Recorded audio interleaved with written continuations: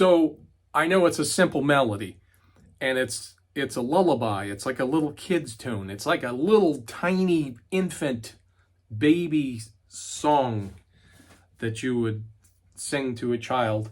I learned a few things about this song.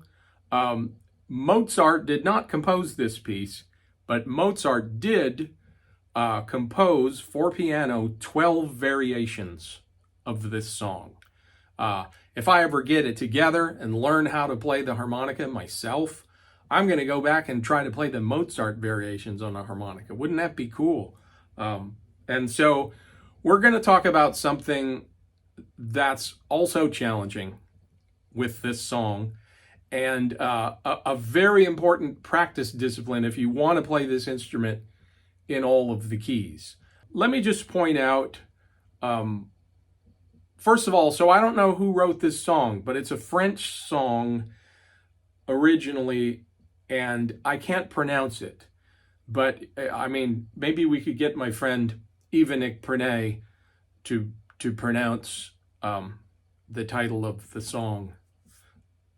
Here's the thing with this melody. We have a challenge right out of the gate. We have to produce a perfect fifth in every key. So as we go through the keys, it's like we're forced to confront this technical issue. Now, I don't normally recommend that you think about the names of the notes while you're playing them. Not a good idea. It's not realistic. It would slow you down.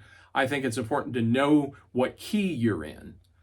But in this case, know what key you're in and know the names of the first two notes. The note starts on the root or the one, so that's easy. If you're in the key of B, it's B, and it starts on B. But what is the fifth of B? It's F sharp. And so to mentally know that, I think is part of a comprehensive musicianship development. Know the name of the fifth in each key that you're in. And it should be kind of an automatic thing down the road. It may take a little bit of study and memorization at first, but just be aware of the name of the root and the fifth in all the keys that we're playing. This melody is based on the major scale, but it doesn't use the entire range of the major scale. It just uses the first 6 notes. And after we do the initial challenging leap, it's a physical jump. You have to skip a hole, sometimes 2 holes, to get from the root to the fifth.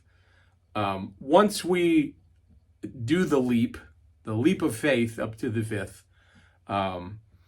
with enough practice, it doesn't become a leap of faith. It becomes something that you can confidently do.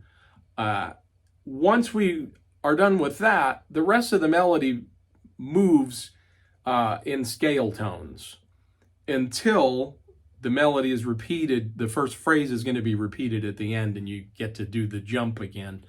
But my recommendation is that you take the first phrase and play that in all the keys first, and then come back and play the whole melody. So again, in the key of C, I'm starting in the middle register of the harmonica, and I'm going to move down by half steps. A lot of times in practicing things in all keys, I will start at the bottom of the harp and move up by half steps. We're going to go down today. Anyway, so hole 5 blow. I just decided I'm not going to use the slide at all for the first key. That's it. Just play the first phrase, move down a half step. B. Now B flat, we're going to B flat now. This is where you got to jump 2 holes instead of 1. And that affects the key of A also.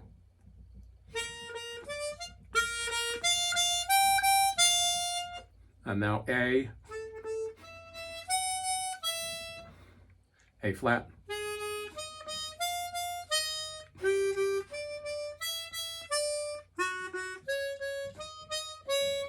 This key of F sharp, I got to make a decision which C sharp I'm going to use.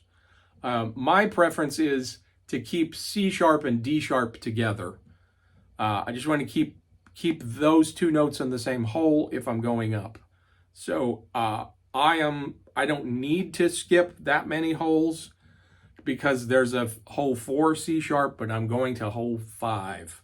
One of the things, see, this kind of practice just prepares you. Like, I'm going to work this kind of basic technique stuff out in advance through scales, arpeggios, and these simple melodies.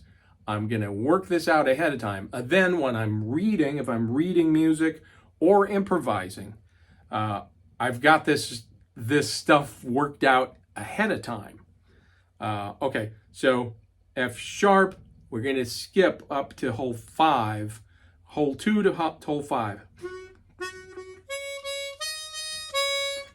Now, the key of F demonstrates the fact that we also need to think about which F and C we're going to use. I'm going to use the draw F, which is the standard hole 2 draw, and I'm going to use hole 4. I'm going to use hole 4 draw with the slide for the alternate C. I keep the root and the fifth as draw notes. We're going to the key of E now.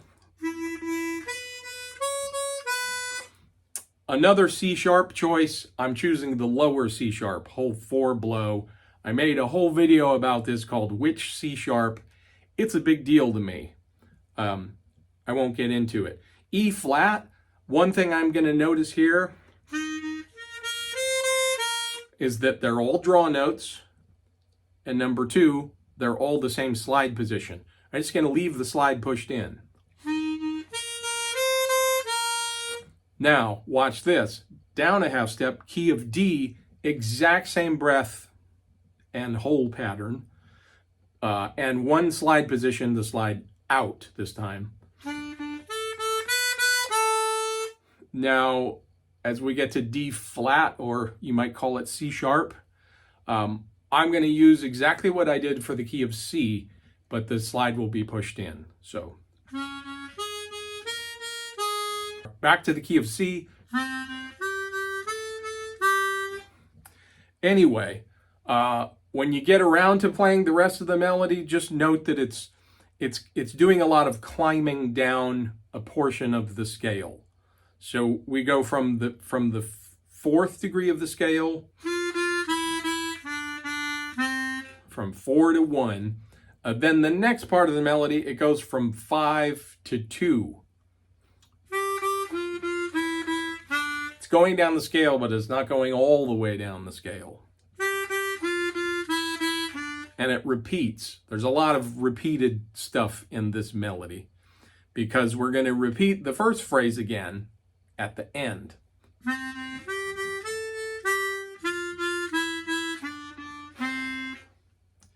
Anyway, I hope this inspires you to try this, practice this, and try to find other simple melodies that are based on the major scale and try to work them out in all the keys.